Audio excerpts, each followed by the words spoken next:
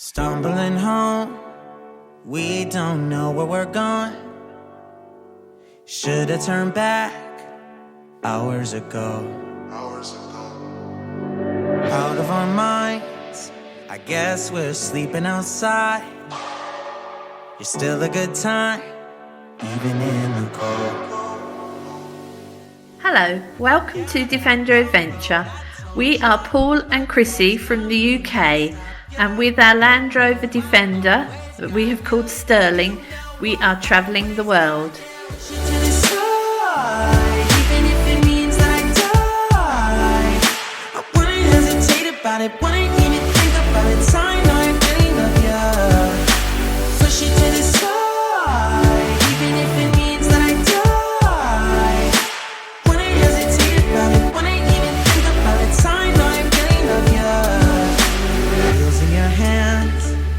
Guess we need a new plan.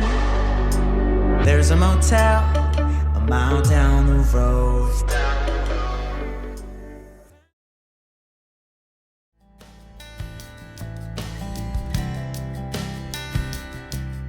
Having previously driven up the Moki Dugway, we were now on top of the Colorado Plateau.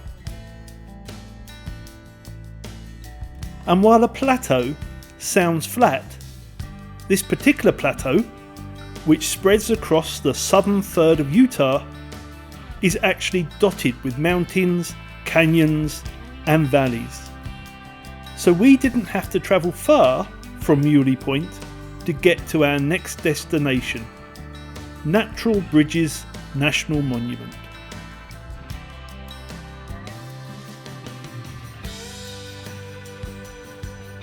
Most visitors here spend around 2 to 3 hours exploring the monument.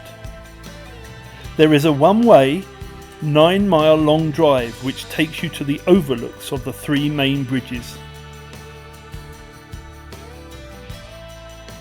There are several short hiking trails that offer closer inspection of the bridges, and longer trails that take you to the bottom of the canyon for an even closer look.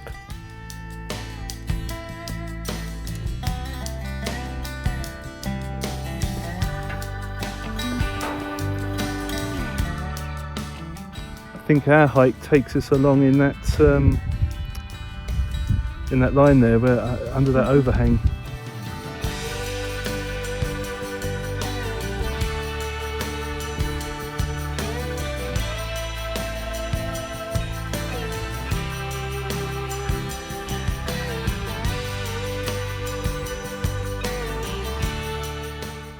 In addition to the trails to the overlooks, we did take the longer hike down to see Owachomo Bridge, and it was well worth the effort.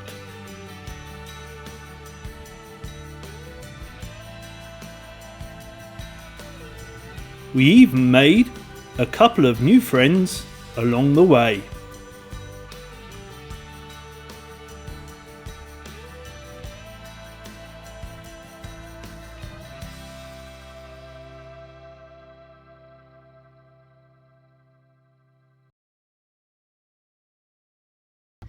Seen any goblins?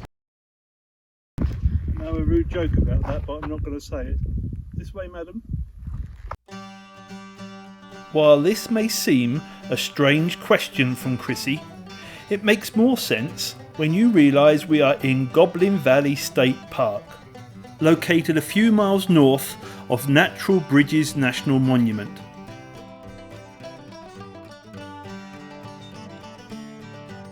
Goblins is the name given locally to the thousands of weirdly shaped hoodoos which cover the valley floor.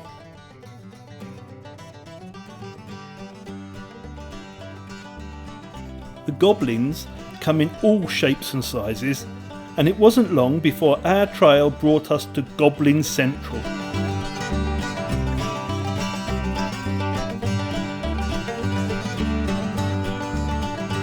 The Goblin Valley is relatively compact in size, and we spent a couple of hours exploring here.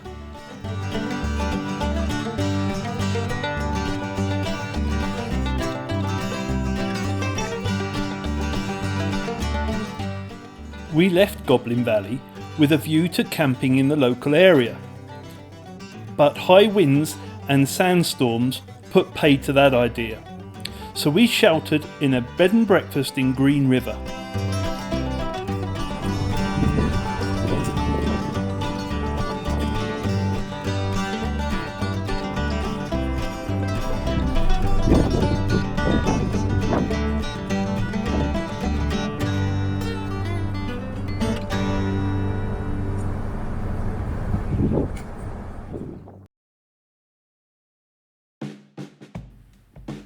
Once the winds had died down, we were back on the road, heading south this time towards a small town called Bullfrog.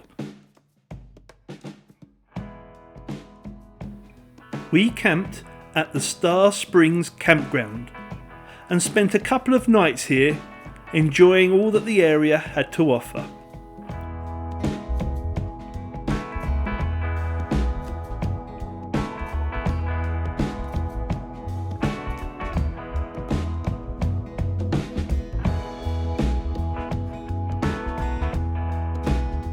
Shortly after leaving the campground, we joined the Burr Trail and entered Capitol Reef National Park. A few miles into the park, we stopped at the Surprise Canyon trailhead and hiked a few miles into the canyon to see what surprise lay in store.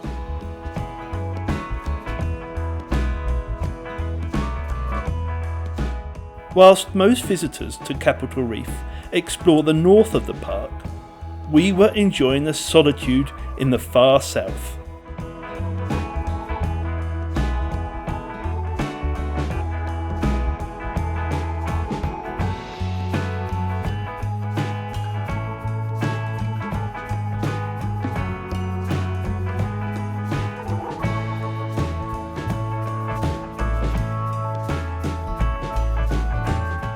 The hike was a beautiful one, and our levels of anticipation were rising as we were keen to see what surprise we would receive in the canyon.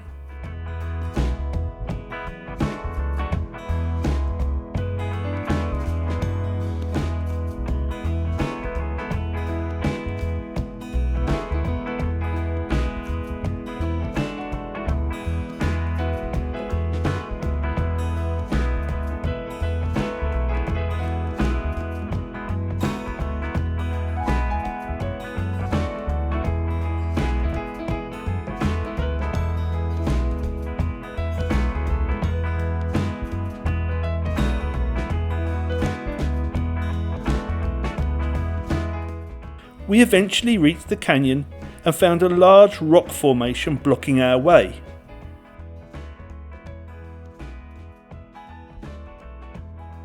Believing our surprise to lie just beyond this rock, I set about climbing and, like the idiot that I am, I even carried my tripod with me.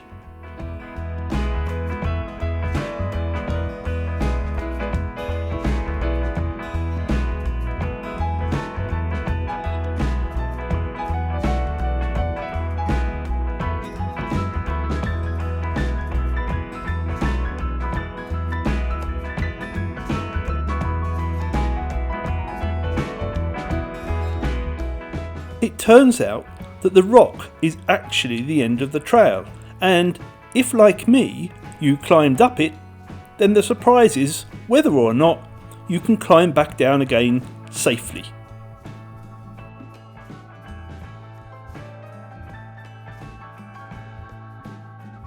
Disappointed with the surprise element of the hike, but pleased to return from the canyon alive, we shakily returned to the trailhead.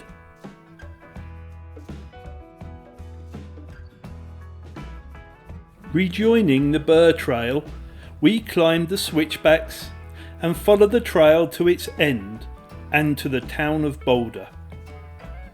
A few miles down the road, we camped at the Lower Calf Creek campground. And then, setting off early in the morning, we did the 6-mile round-trip hike to Lower Calf Creek Falls.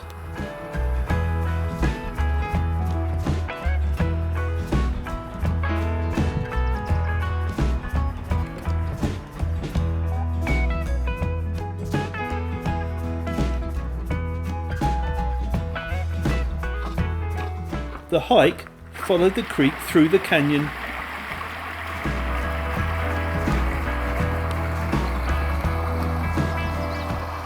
and there was plenty to see along the way.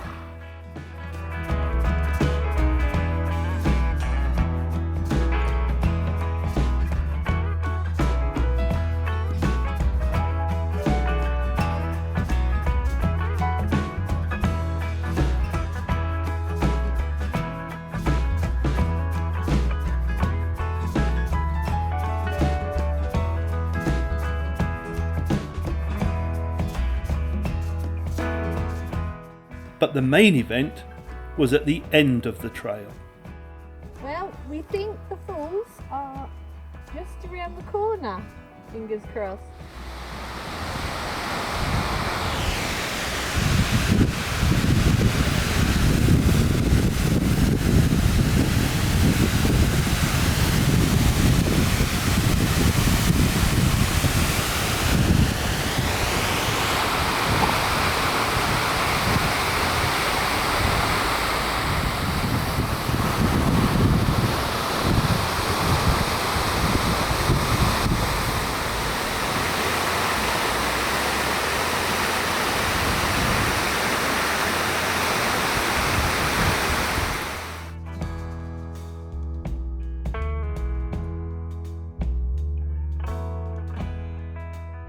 All that was left now was the 3-mile hike back to the campground.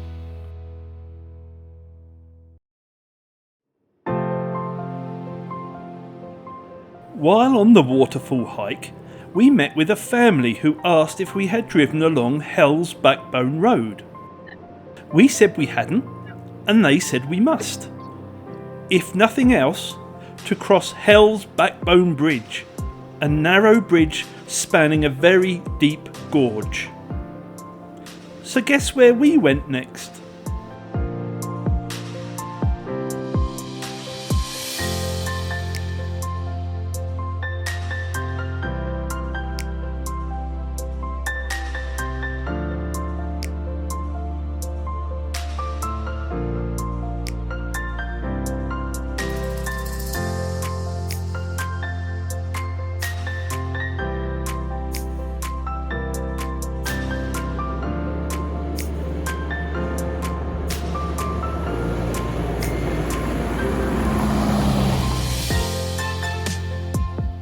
Shortly after crossing the bridge, we saw a signpost to Posey Lake campground, so we decided to investigate. And we found this. A high elevation alpine lake in a beautiful setting with an adjacent campground where we settled in for a 2-night stay.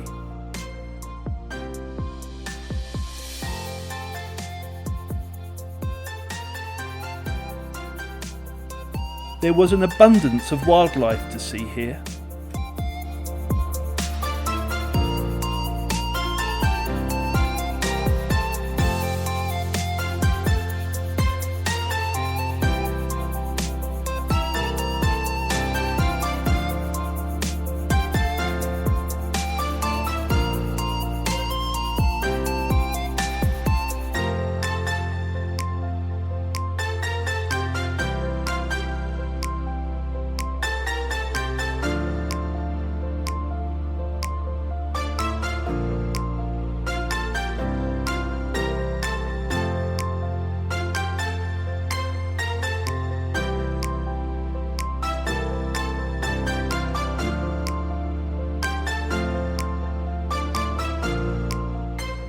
There was even free fish for dinner, courtesy of Will and Melanie. This is Will and Melanie, off to catch our dinner. That's right. Fresh alpine trout.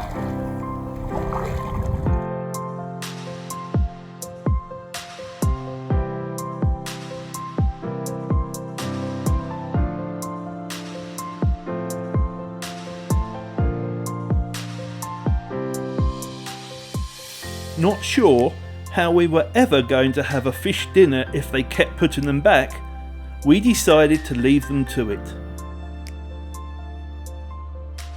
Heading out of the campground, which we had pretty much to ourselves, we took a hike to a high-level lookout tower, making sure to fully comply with the warning signs.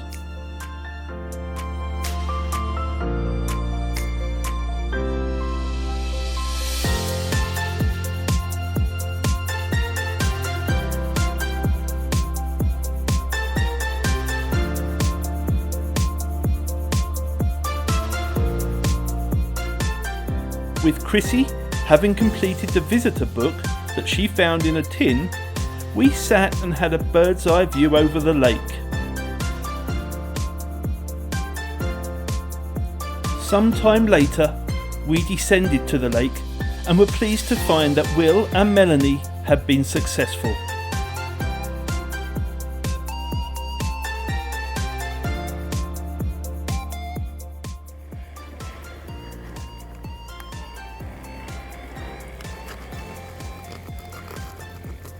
Oh, bloody thing made me jump. Nice. We cooked the fish in a smoker bag that we had been carrying for over 2 years. And it was delicious. Thanks, Will and Melanie. Heading south from Posey Lake, we stopped at the small town of Escalante. And then we continued south to Kodachrome Basin State Park.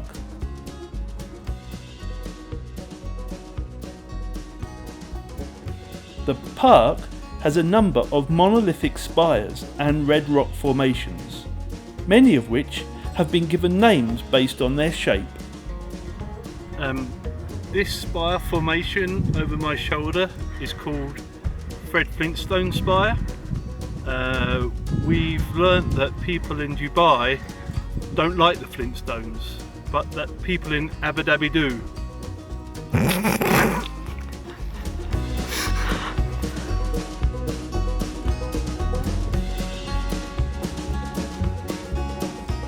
Chrissy did discover one spire without a name, but couldn't quite work out what it reminded her of.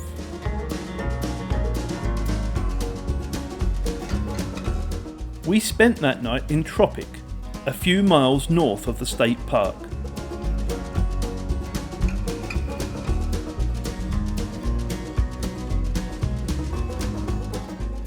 The following morning, after a very brief stop in Bryce Canyon,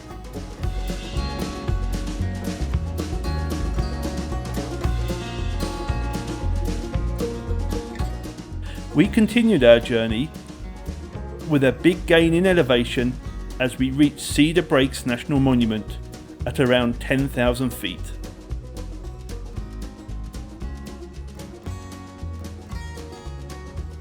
Most of the monument was closed for the season, so after a quick couple of photo stops, we continued to our next overnight stop near Panguitch Lake. We would spend a couple of nights here planning the next few days ahead, but that is for the next video. So thanks for watching and see you soon.